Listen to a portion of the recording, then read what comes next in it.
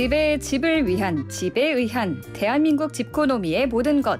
손바닥 들여다보듯 환하게 부동산을 들여다보는 손바닥 부동산 시간입니다. 도시와 경제 송승현 대표 연결합니다. 대표님 안녕하세요. 네, 안녕하세요. 네. 부동산 시장 침체 우려가 지금 커지고 있어요. 매물은 1.5배 늘었는데 매수 심리가 꽁꽁 얼어붙고 있다. 이런 말들이 나오고 있는데 관련 네, 통계들은 좀 어떤가요? 통계 나왔는데요. 매물량이 상당히 많이 늘어났더라고요. 그러니까 1년 전하고 봤을 때도 한 51% 정도가 늘어난 수치인데요. 네. 작년 21년 7월 중순 정도 했을 때 한 42,500건 정도가 됐었거든요. 근데 지금은 매물량이 한 6만 한 5천 건 정도 되다 보니까 상당히 많이 늘어났다라고 보시면 될 것 같고요.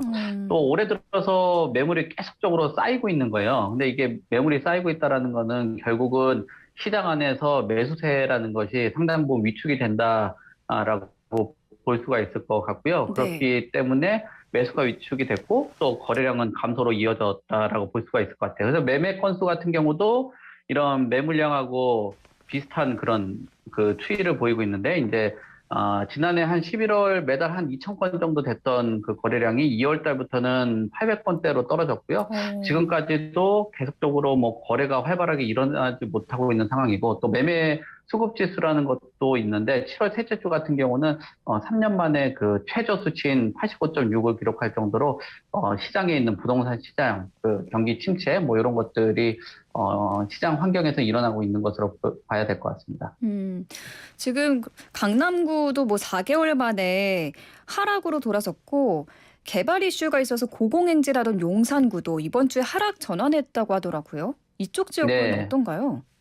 그렇습니다. 지금 전체적으로 집값 자체가 좀 하락세인 거는 부인할 수는 없는 것 같아요. 그러니까 음, 매매가가 전주 대비해서도 뭐 한 7주 연속 서울 아파트 값이 하락세로 이어지고 있고요. 뭐 서울 안에서도 소위 말하는 그 똘똘한 한 채라고 하는 그 강남구 지역 같은 경우도 네. 이제는 뭐 똘똘하다라는 그 말 자체가 좀 무색해진 그런 상황으로 전환이 되고 있다라고 볼 음, 수 있을 것 같고요. 네. 용산 같은 경우도 약간 뭐랄까요, 조금 뭐 이벤트성 또는 그 어떤 뭐 테마에 가까운 정도의 그 반등이 있었던 것들이 뭐 대통령실 이전이라든지 이런 부분들로 인해서 뭐 한동안 상승을 했었는데 좀 하락 전환을 한 국면에 음, 들어선 거 아닌가라는 평가도 있고요. 또 우리나라에서 가장 뭐 고가의 아파트 또 시장을 선도하는 뭐 여러 아파트들 중에 하나인 압구정 현대아파트 같은 경우도 매매 가격에 하락한 그 사례가 있었습니다. 그래서 뭐 같은 면적보다도 한 3억 정도 떨어졌다라는 그런 보도를 접했는데요. 이 네. 재건축 단지에는 전체적인 반응으로 봤을 때는 지금 주택 시장이 별로 안 좋기 때문에 그런 시장 동향에 맞춰서는 뭐 사업성에 대한 그 반응이 굉장히 낮아진 것으로 보여지고요.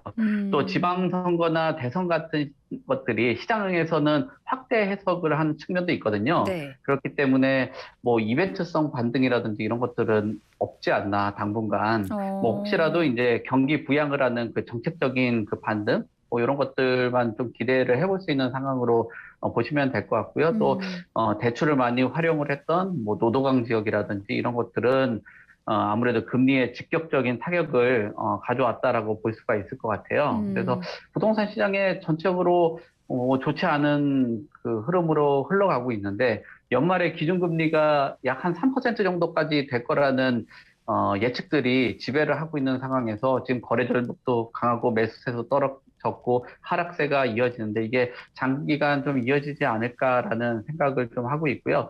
또 음, 이런 그 기준금리 인상 외적으로도 뭐 네. 집값 고점에 대한 인식도 있고요. 또 가격에 대한 그런 그 피로감, 또 심리 위축, 거래량 음. 감소 이런 전체적인 시장 환경 안에서 뭐 주택 가격이 반등하고 어떤 뭐 다시 상승을 할 수 있는 것들이 뭐 약간의 상승은 할 수 있겠지만 네. 전체적으로 장기간 우상향하는 데는 좀 한정적이지 않나 뭐 그렇게 보고 있습니다. 음, 여러 복합적인 요인들로 인해서 당분간은 하락세가 지속될 것이다. 이렇게 전망을 해 주셨습니다. 그런데 용산구 한남 3구역을 보면은 일반 분양가가 평당 5,500만 원대로 책정될 것이라는 전망이 지금 나오고 있거든요. 이렇게 되면은 분양가 상한제가 적용되는 단지 중에 역대 최대 평당 분양가라고 하는데 이 지역에는 왜 이렇게 수요가 몰리는 거예요? 지금 나머지 지역은 거의 지금 다 매수세가 얼어붙었다 뭐 이러고 있는데. 글쎄요, 그 서울 안에서도 좀 핵심 지역이라고 생각을 하는 그런 부분 때문에 수요도 몰리는 것으로 보여지고요. 또 음. 고가주택이 밀집되어 있는 지역들이 한남동에 상당 부분 있기 때문에 네. 어떻게 보면은 주변의 이 인근 사례나 인근 주택 가격을 또 선정을 해서 분양가들을 책정을 하는데 뭐 인근에 적절한 가격이 없다 보니까 그 건너편에 있는 레미안 원베일리 뭐 이런 가격들을 뭐 어떤 근거로 해서 가격들을 뭐 이제 끄집어낸단 말이에요. 근데 그쪽에 음. 있는 가격들이 5천만 원을 넘은 그런 가격으로 형성이 되어 있다 보니까 네. 5,500만 원이라는 이 가격도 글쎄요, 뭐 보는 시각에 따라서 다양한 시각이 있겠지만 그렇게 높지 않다라는 평가를 갖고 있는 것으로도 보여지고요. 어. 그리고 면적 자체가 59제곱미터로 일반 분양분이 많다 보니까 평수가 크면 클수록 분양가가 높을 텐데 아무래도 좀 소형으로 면적들이 있다 보니까 평균 분양가로 봤을 때는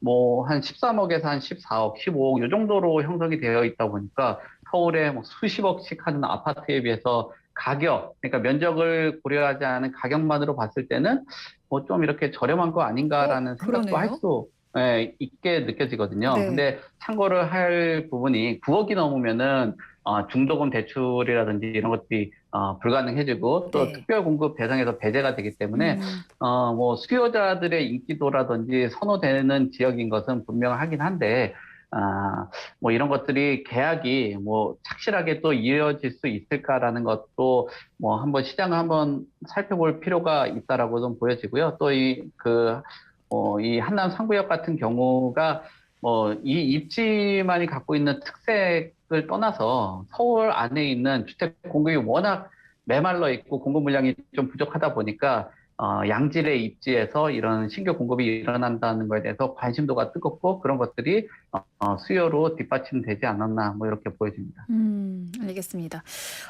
지금 무엇보다 금리 얼마나 인상될까 여기에 모든 관심이 집중돼 있다고 해도 과언이 아닐 텐데 지금 뭐 전문가들은 주택담보대출 평균 금리 6%에서 7%를 임계점으로 본다고 하더라고요. 지금의 그럼 금리 수준은 부동산 시장에서 어떻게 보고 있나요? 일단 시장 분위기가 지금 상당히 많이 바뀐 것들이 금리의 요인이 크다라고 보여지거든요. 네. 최근에 이제 국토연구원에서 분석한 결과 또 보더라도 이 금리하고의 주택 가격에 반대 방향을 미치는 영향 자체가 2008년 금융위기 이후로 더 강화됐다라고 조사를 했습니다. 그러니까 음. 결국은 금리가 인하를 했을 때는 집값이 그전 같은 경우는 뚜렷하지는 않았지만 시장에 워낙 유동성이 많이 풀려져 있다 보니까 금리가 인상되고 나면은 이제 집값이 하락되는 영향이 뚜렷하게 나타났다라고 보여지는데 다만 일반적인 그런 뭐랄까 자산의 상품하고는 좀 다르게 주택 가격이라는 것이 굉장히 무겁기 때문에 즉각 반응을 한다라는 것보다는 네. 굉장히 시차를 두고 길게 나타나는 것으로 보여져요. 그러니까 뭐 한 음. 15개월에서 한 18개월 정도 유지되는 것으로 조사가 됐는데 음. 결국은 이런 주택 가격의 그런 뭐랄까 뭐 아까 임계점이라고 이야기는 하셨지만 갑자기 급락한다라고 보기보다는 좀 뭐 소위 말하는 엿가락이 쭉 늘어지는 것처럼 장기간의 하향 안정으로 좀 가지 않을까라고 보여지고요. 네. 지금 이 6에서 7%라는 그 임계점을 이야기를 하는 것 자체가 아무래도 뭐 소위 주택 가격이 너무 높게 올라갔다 보니까 평균 담보대출의 금리가 중요한 것보다는 주택 가격에 어느 정도의 뭐 고평가된 그 금액의 금리가 껴있기 때문에 이런 것들이 소위 말하는 뭐 버블로 생각을 할 수 있기 때문에 음. 굉장히 좀 시장에서 관심을 갖고 좀 신경을 곤두선 상태로 보는 것 같고요. 이거 외적으로도 국내뿐만 아니라 해외에서도 지금 가장 무게를 많이 갖고 있고 사람들이 관심을 갖고 있는 것이 미국의 금리 인상, 과연 음. 0.75냐, 1.0이냐에 대해서 관심을 갖고 있는데 지금 네. 1.0이 예상도 못했는데 지금 계속 여론이 1.0에 대한 그 무게도 지금 실리고 있는 상황이기 때문에 네네. 만약에 금리가 이렇게 미국에서 1.0포인트 인상을 단행을 하게 된다라면은 아까 얘기한 그 6.7을 넘어선 뭐 7에서 8%까지도 갈 수 있기 때문에 음. 상당히 크게 뭐 충격이 가지 않을까 그렇게 음. 보고 있습니다. 네. 지금 하우스 푸어라는 말이 제 기억으로는 한 10여 년 전에 유행을 했던 말인데 이 말이 지금 다시 막 등장을 하고 있어요. 대출을 영혼까지 끌어서 집을 샀던 영끌족들 중심으로 하우스 푸어 사태가 다시 재현될 수 있다라는 우려가 나오고 있는데 저 어떻게 보시나요? 우려되는 거는 사실이긴 합니다. 왜냐하면 서울의 소득 대비 주택 가격이라고 하는 PIR 같은 경우도 18.4예요. 음. 그러니까 뭐 중위 소득의 가구가 중간 가격의 주택을 구입하기 위해서 월급을 한 푼도 쓰지 않아도 18년이 걸리는 그런 기간일 음. 그런 아파트 가격인데 굉장히 부담스러운 거죠. 네. 거기에다가 서울의 주택 구매력 지수가 54.8이기 때문에 역대 두 번째로 낮은 상황이거든요. 이것은 음. 중위 가구가 대출을 받아서 서울의 아파트를 사려고 하면은 소득의 절반 이상을 대출 상환에 써야 된다라는 거예요. 그러니까 음. 최근에 물가도 오르고 있고 이 집값만 오르는 게 아니라 기타 물가 상승률도 어마어마하잖아요. 그렇게 그러니까요. 되면은 영끌족이 단순히 집값하고만 이어지느냐라고 봤을 땐 그 외적인 다양한 변수들도 상당히 부담스럽게 작용을 할 수밖에 없는 상황이에요. 그래서 아무래도 뭐 정부가 정책적으로 조금 보완을 하기 위해서 내 집 마련, 빚을 내서 내 집 마련을 하신 분들에게 이자 부담을 경감하려고 하는 음. 방안도 생각을 하고 있는 거거든요. 네. 그러니까 결국은 이런 이자 부담 경감을 고민을 한다는 것 자체가 하우스 푸어라든지 아니면은 향후에 주택시장에 큰 파장을 일으킬 만한 그 금리로 인해서 뭐 소위 말하는 그 부도에 가까운 정도의 주택 운영이 될 수도 있기 때문에 조금 신경을 많이 쓰는 것 같습니다. 근데 지금 상황에서는 아까 여처럼 이렇게 그 길게 하락할 수 있다라는 우려가 있는 상황이긴 하지만 네. 어, 앞서도 말씀드린 것처럼 미국의 금리 인상에 따라서 하우스 푸어 사태가 재현될 수 있다라는 그 우려, 이게 아예 없을 수는 없다라고 보이지만 충분히 가능성이 열려 있기 때문에 지금이라도 뭐 주택을 조금 사시려고 하시는 분들은 조금 멈추시는 게 좋지 않을까 생각되고요. 만약에 뭐 좀 자금 여력이 있으신 분들은 부채를 일정하게 좀 상환을 하는 방식으로 주택을 운영하는 게 좋지 않을까라고 생각이 드는데 영끌족이라는 분들이 자산이 얼마나 있을지는 참 음. 뭐 예상은 되지만 이런 것들을 해결할 수 있는 또 하우스 푸어를 경험하지 못하신 분들에게 굉장히 큰 충격으로 다가올 수 있다라고 생각이 듭니다. 이래저래 참 걱정이 많이 되는 요즘입니다. 오늘 말씀 여기까지 듣겠습니다. 감사합니다. 네, 감사합니다. 네. 네, 도시와 경제 송승현 대표와 함께했습니다.